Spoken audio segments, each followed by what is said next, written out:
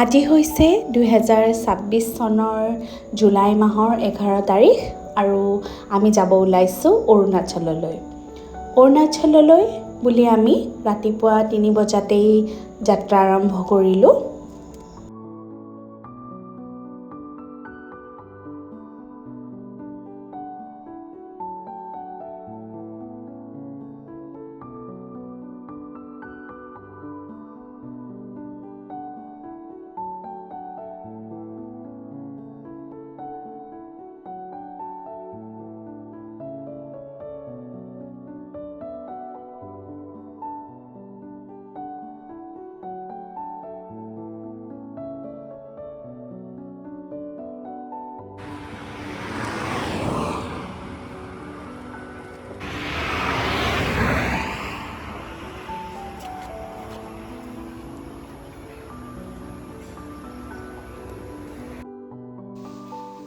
এয়া হৈছে তেজপুৰৰ কলীয়া ভোমোৰা দলং আৰু আমি তেজপুৰ হৈয়ে অৰুণাচললৈ গৈছিলোঁ।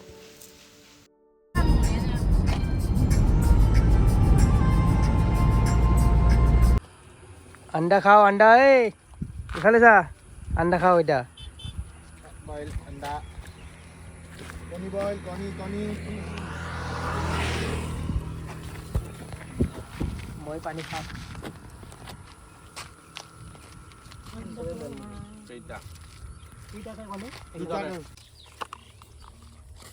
কি বনাই আছো তাতে? Coffee coffee premix premix. Cheers! This is Uncle. এয়া আমাৰ মানুহ বনাই আনিছে তাইক বহুত বহুত থেংক ইউ बहुत थैंक बहुत टेस्टी लेकिन एक सेकंड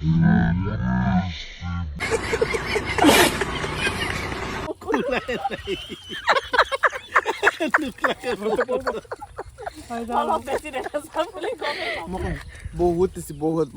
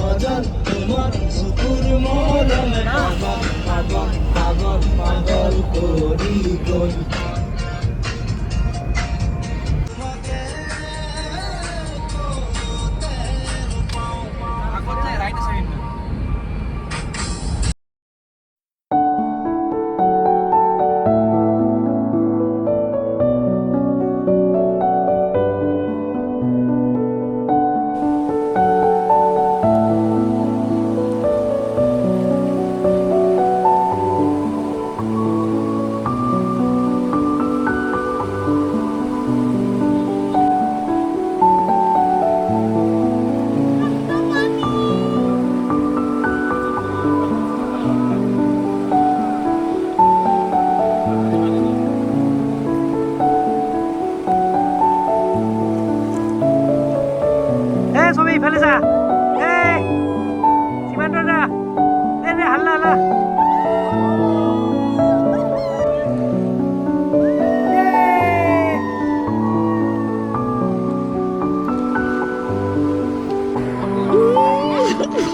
অৰুণাচল গৈ আছো গাইজ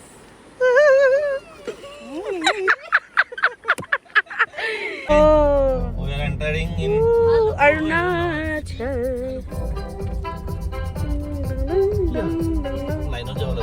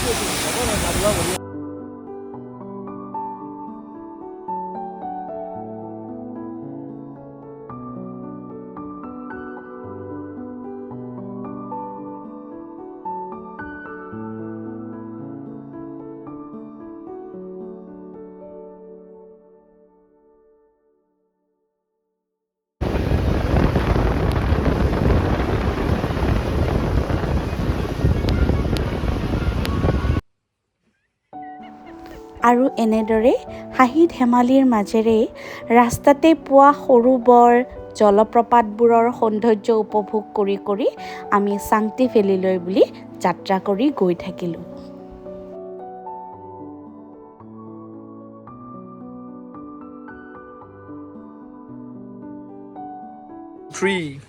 ये हाथ हमको दे दो ठाकुर। हाँ ले जा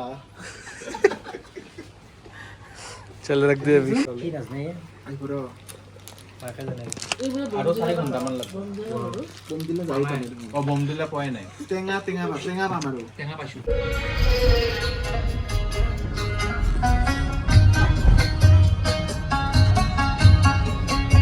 ৰোড দিছে অলপ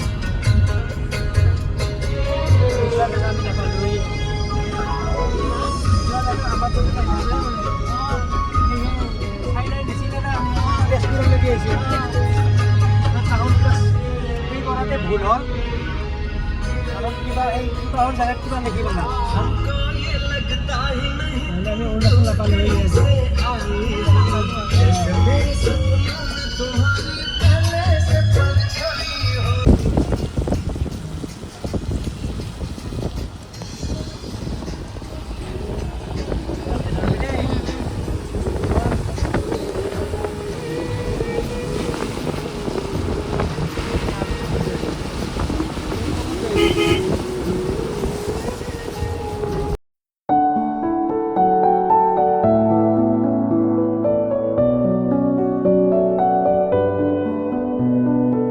বস্তু আজি দেখা পালোঁ, এইটো ঢেকীয়াৰ গছ। চাংটি ভেলীলৈ যোৱাৰ পথত আমি যেতিয়া এটা মনেষ্ট্ৰীত সোমাইছিলোঁ তেতিয়া এই বিশেষ গছডাল আমি দেখিছিলোঁ। এই গছডাল আমি যে খাওঁ ঢেকীয়া, সেই ঢেকীয়াৰে কিবা এটা প্ৰজাতি হ'ব পাৰে বুলি আমাৰ মনে অনুভৱ কৰিছিল।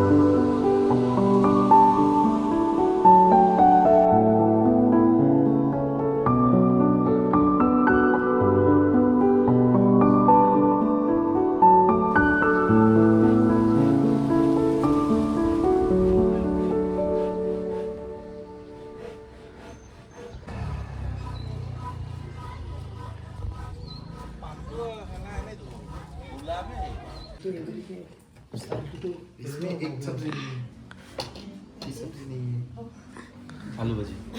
ये आ गया खाना ये इसमें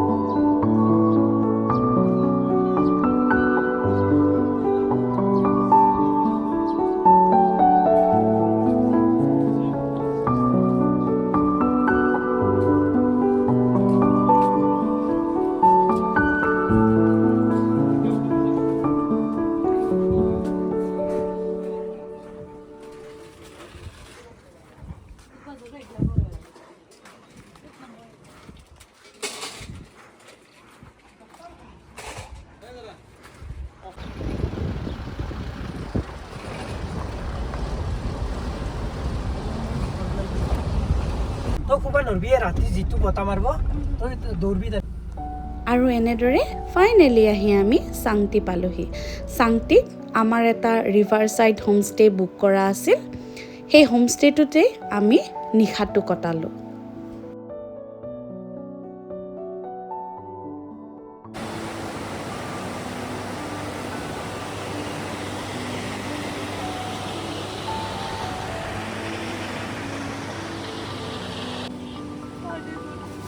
আমি লোকেশ্যন পাই গ'লো। ইমান ধুনীয়া লোকেশ্যন আমাৰ।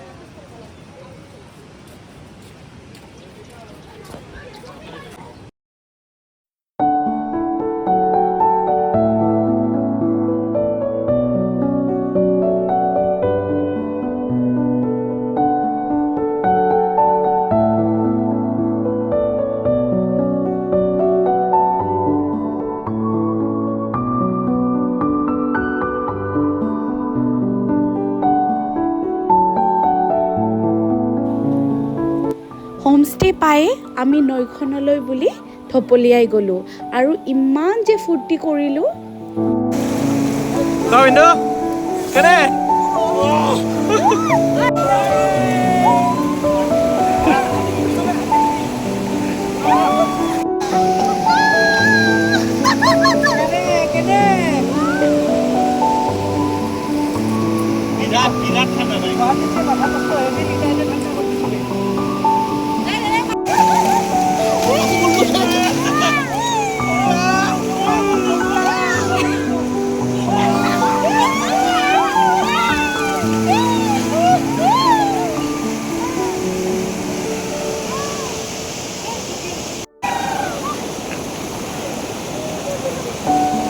বঢ়িয়া।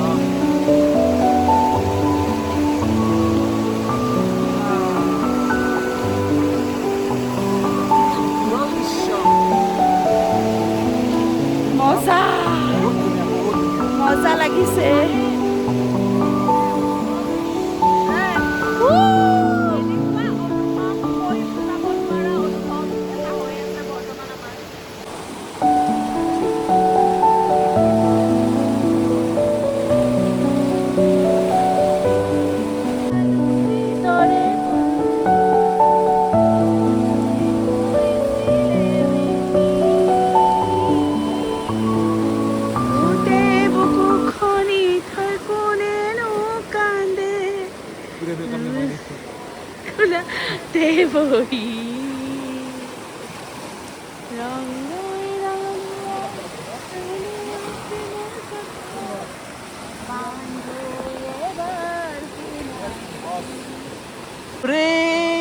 উদাসী মন গীতৰ সুৰে আহি পাহৰা গীতৰ সুৰে আহি জগালেহি যৌৱন কিয় বাৰু প্ৰীতি নামিছে অলকানন্দা আকাশত দেখো হাৰণি জোৰা নামিছে অলকানন্দা পাহৰা গীতৰ সুৰে আহি পাহৰা গীতৰ সুৰে আহি জগালেহি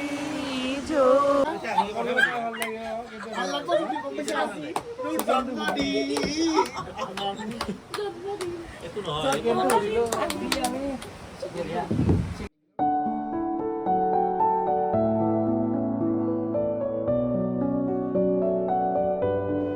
আৰু এনেদৰে চাংটি ভেলীত খুব সুন্দৰ চিৰস্মৰণীয় নিশা এটি কটাই ৰাতিপুৱা ব্ৰেকফাষ্ট কৰি চেৰগাঁৱলৈ বুলি আমি যাত্ৰা আৰম্ভ কৰিলোঁ।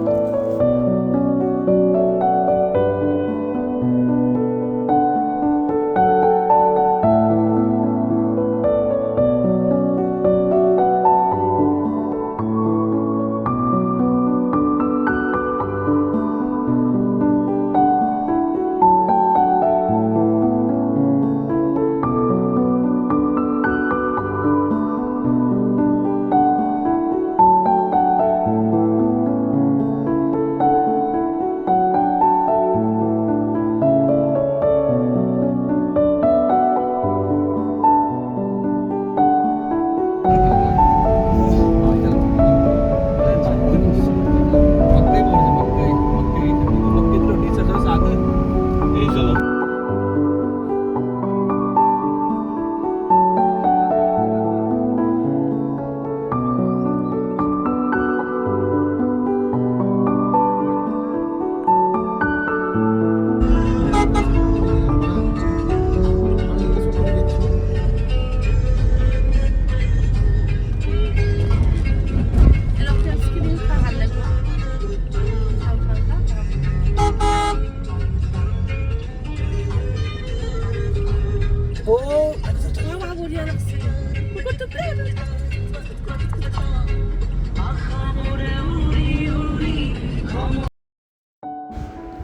পাহাৰৰ একেবাৰে তললৈ থকা সেউজীয়াখিনি দেখিছেনে?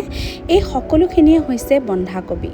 অৰুণাচলত পাহাৰৰ এঢলীয়া অঞ্চলত জুম পদ্ধতিৰে এনেদৰে বন্ধাকবি, ফুলকবি, বিলাহী আদিৰ খেতি কৰা আমি দেখিছিলোঁ।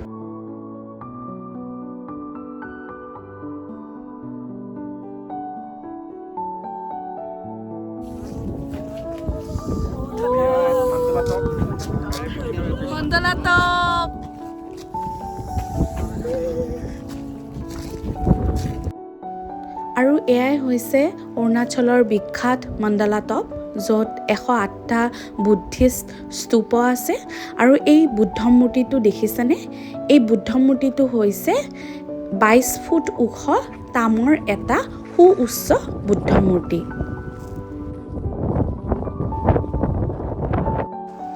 আৰু এনেদৰে গোটেই দিনটো যাত্ৰা কৰি আহি আমি সন্ধিয়া চেৰগাঁও পালোহি।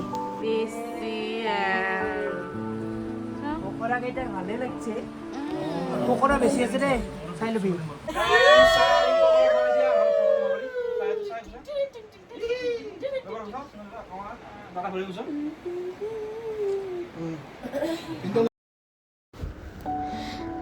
চেৰগাঁৱত ফাৰ্ষ্ট টাইমৰ বাবে মই এনেদৰে গছতে লাগি থকা আপেল, আঙুৰ আদি দেখিছিলোঁ। মই আগতে কাশ্মীৰ গৈছিলোঁ যদিও আমি কাশ্মীৰ যোৱা সময়ত গছবোৰত ফলটো বাদেই পাত এখিলাও দেখিবলৈ পোৱা নাছিলোঁ।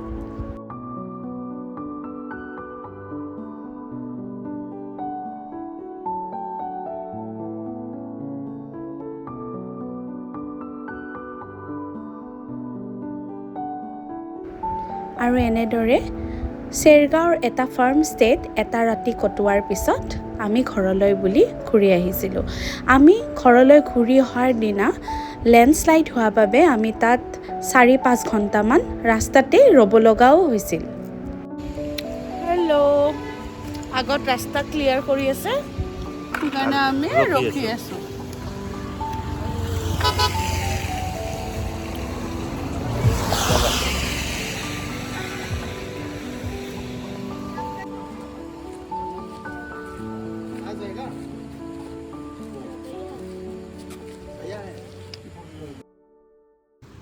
সন্ধিয়া 5:30মান বজাত যেতিয়া আমি ৰাস্তা খোল খোৱা বুলি গম পালোঁ, তেতিয়া ততাতৈয়াকৈ ঘৰমুখে যাত্ৰা আৰম্ভ কৰিলোঁ।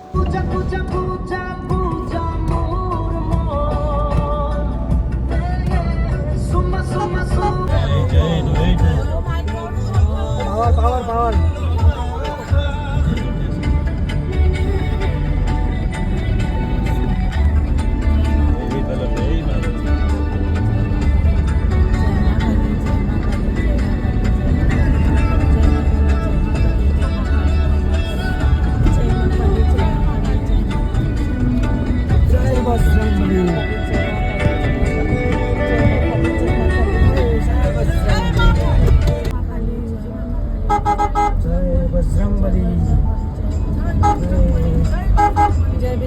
জয় বিশ্বকৰ্মা ভালকে